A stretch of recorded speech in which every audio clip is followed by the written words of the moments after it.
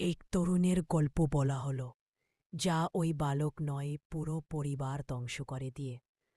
একসময় তার ছিল হাসি, আনন্দ আর স্বপ্ন, কিন্তু এক ভুল সং তার পুরো জীবনটাকে ধ্বংসের পথে ঠেলে দিল। প্রথমে কৌতূহল, তারপর অভ্যাস, আর পরে আসক্তি।